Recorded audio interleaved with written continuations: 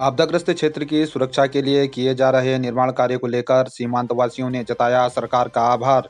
धारचूला बचाओ अभियान के अध्यक्ष व एसटी मोर्चे बीजेपी के प्रदेश मंत्री वीरेंद्र नबियाल ने धारचूला नगर की सुरक्षा के लिए काली नदी किनारे पूर्ण हो चुके कार्य तथा खोतिला की सुरक्षा के लिए काली नदी किनारे चल रहे निर्माण कार्य को लेकर क्षेत्रीय जनता की ओर से सरकार का आभार व्यक्त किया है। देखिए, मैं प्रदेश में अपने माननीय मुख्यमंत्री अपने नेतृत्व का आभार व्यक्त करना चाहूँगा कि धारचूला बचाओ अभियान के अंतर्गत जो उनसे मांग की गई थी धारचूला की सुरक्षा के लिए, ये 115 करोड़ की योजना को देकर इन धारचूला की मांग को पूरी की है।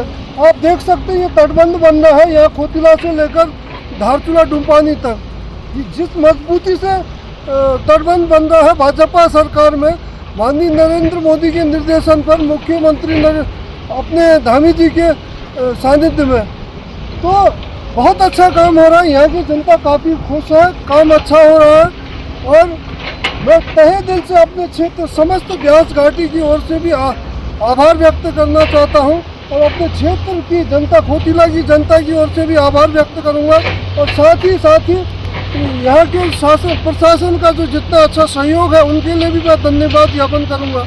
और इस सरकार में जितने काम धारचूला में हुए आज से पहले किसी भी सरकार में इतने काम नहीं हुए जितना पुष्कर धामी जी के नेतृत्व में हो रहा है। वाकई में पुष्कर धामी जी जमीन से जुड़े नेता है, जो जमीन से जुड़े लोगों की दुख दर्द को तकलीफ को समझते हैं। वो एक बार जब यहाँ पर आपदा की घड़ी आई थी तो हेली से खोतिला में भी आए थे, खोतिला के लोगों का भी उन्होंने दुख दर्द सुना और उसको दूर किया।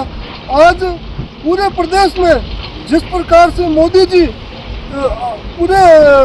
के नेतृत्व में अपने पुष्कर धामी जी के नेतृत्व में कार्य हो रहा है, ये काफ़ी सराहनीय काम है।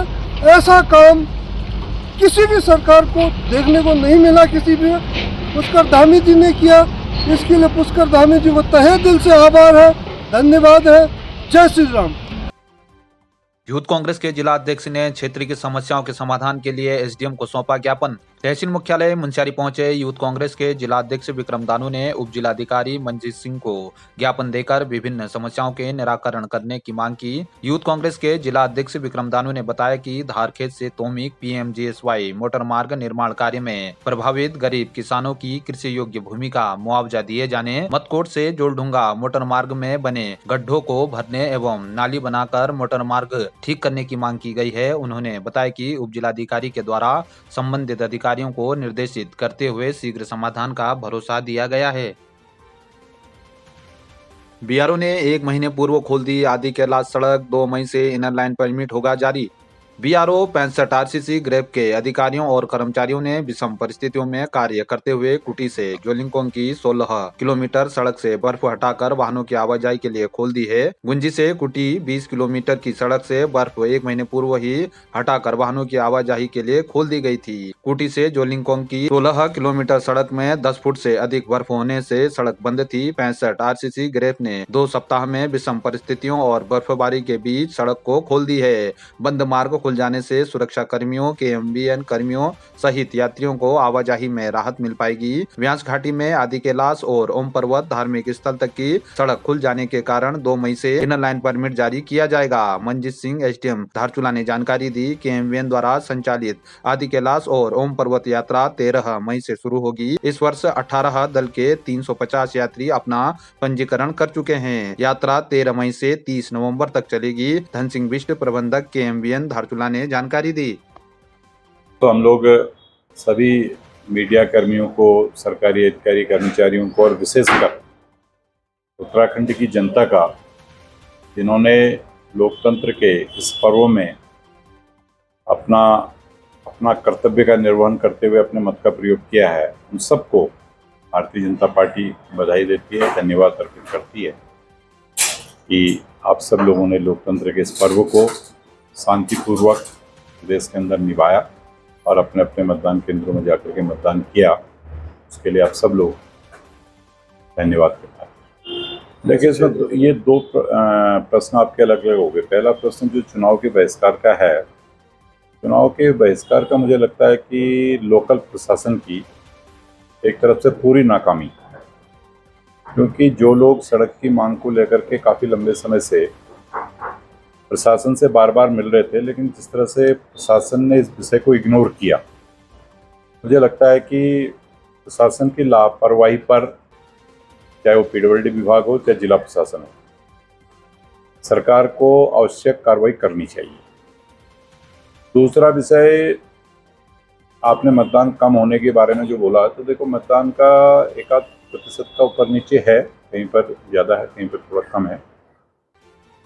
कुल मिला के मैं ये कह सकता हूँ कि इसके कई कारण हैं। एक तो कुछ इलाकों में गर्मी की वजह से भी मतदान कम हुआ है, कहीं पर शादी समारोह थे उसकी वजह से भी मतदान कम हुआ है, और कहीं पर 1-2 दिन की छुट्टियां पड़ने के कारण भी मतदान कम हुआ है। लेकिन उसके बावजूद भी हमारा जो फीडबैक है, हमारा जो मानना है वो ये है कि भारतीय जनता पार्टी 70% से अधिक जो मतदान हुआ है उसमें अपना शेयर ले रही है और एक बहुत बड़े मार्जिन से 5 लोकसभा सीटों को जीत रही है। अच्छा, जैसे मतदान भी कम हुआ है और कई जगह चुनाव का बहिष्कार भी हुआ है, तो कांग्रेस उसको अपने पक्ष में देख रही है। क्या कहना चाहेंगे, क्या कांग्रेस को उसका फायदा मिलेगा?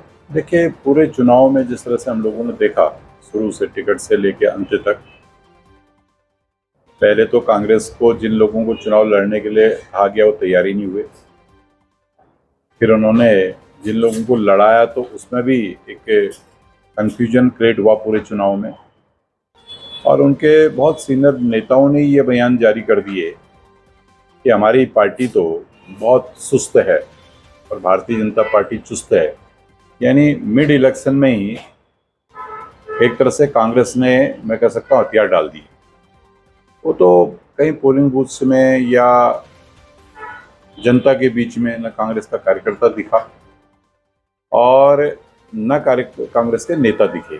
इसलिए अभी जो जिस बात को कह रहे हैं, ये मैं सिर्फ ये कह सकता हूँ कि मुंगेरी लाल के हसीन सपने जैसा है, इसमें कहीं दूर दूर तक कांग्रेस मुझे तो खड़ी भी नहीं दिखती है। लेकिन फिर भी ये एक लोकतंत्र है, सबको अपनी अपनी बात करने का अधिकार है, उनको भी कहना चाहिए।